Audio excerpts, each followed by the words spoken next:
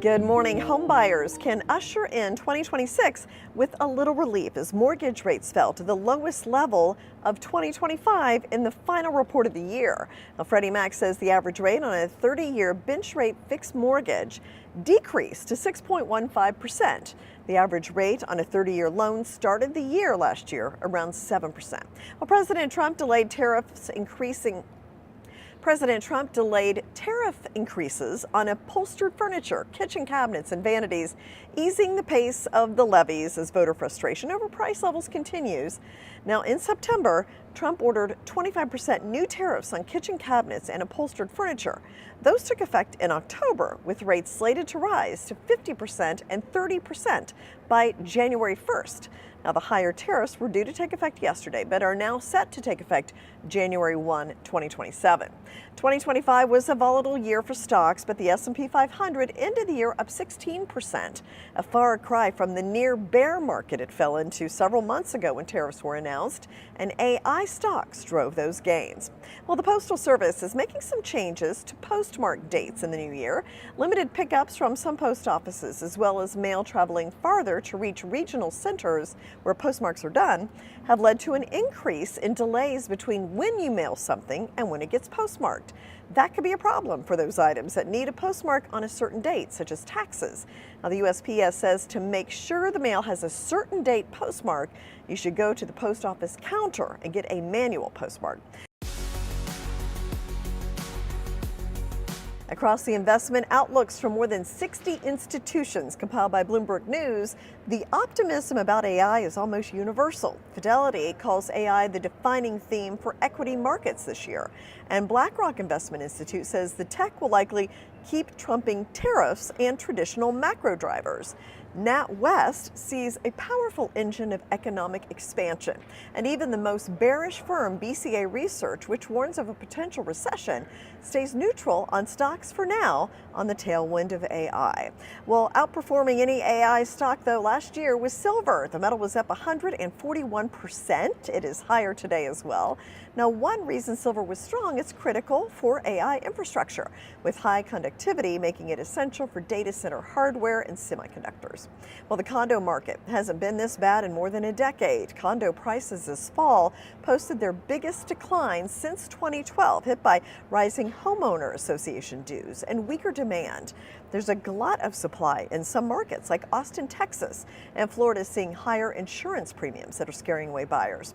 Well, shares in companies like Wayfair are higher this morning as President Trump delayed hefty tariffs on upholstered furniture and kitchen cabinets. Instead, those steep tariffs will increase on January 1st, 2027. Well, Sprinkles Cupcakes is permanently closing all of its stores after 20 years in operation. Sprinkles, which was known for the cupcake ATMs, was owned by a private equity firm. The shutdown has sparked swift backlash from employees, with several workers voicing frustrations on the company's Instagram page. Governments worldwide are moving to restrict children's access to social media this year. Australia, France, Denmark, Malaysia, and Norway are advancing or planning social media bans. The changes come as concerns mount over the toll that platforms like TikTok, YouTube, and Snapchat can take on young people's mental health. In the U.S., there's a patchwork of state efforts advancing, but they do face legal challenges. Alphabet shares jumped 65% last year, the sharpest rally since 2009. The Google parent picked up momentum with a number of AI products and announcements. While Google's Gemini still trails ChatGPT in overall usage, it has been rapidly making up ground. And the Army is creating a dedicated AI and machine learning career field for officers as it pushes to integrate AI more deeply into its operations. The new 49B specialty establishes artificial intelligence and machine learning as an official area of concentration for Army officers, a move the service says will help accelerate its transformation into a more data-centric and AI-enabled force. And a Tesla owner completed the first fully autonomous drive across America. Washington resident David Moss started the journey in Los Angeles, and the car drove to Myrtle Beach, South Carolina. It was a 2,700-mile trip that took just 2 days and 20 hours.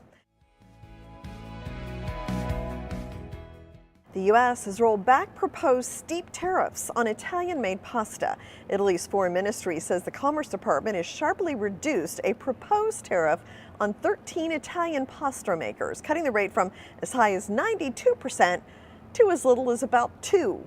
The Trump administration had proposed the anti-dumping levies after a review found Italian pasta producers, including Barilla, La Molsonana, and Pastificio Lucio Garofalo, sold products at artificially low prices that undercut U.S. makers. Stellantis is resurrecting a gas-powered Ram pickup truck with a V8 engine called the TRX as it faces fewer federal emissions regulations. The 2027 Ram 1500 SRT TRX will be available late this year for around $100,000. The return of the TRX is the latest move for the brand under Ram CEO Tim Kunikis, who has been leading a turnaround since unretiring from the automaker a year ago. And the Department of Agriculture released details about how much row crop farmers will receive next year from a $12 billion aid program. But soybean growers say the payments fall short of helping those hurt by the trade disputes. The Farmer Bridge Assistance Program is expected to distribute $11 billion in one-time payments to farmers who will be paid on a per-acre rate if they planted one of the 19 commodity crops identified as being eligible for the program.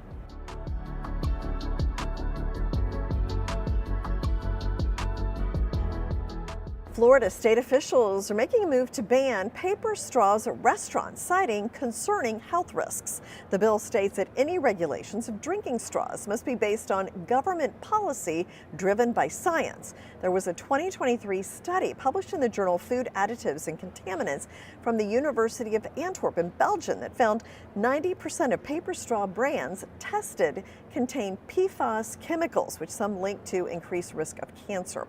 Well, cases of whooping cough are on the rise in the U.S., and so are deaths, with most of the 2025 fatalities being children and infants.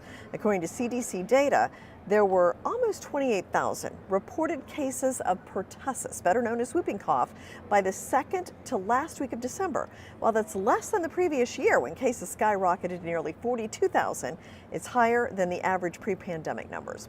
And there may be a better day to start your New Year's resolution than January 1st. A UCLA professor who studied what motivates behavior says there's too much attention on January 1st, and the Monday after New Year's may be a better bet.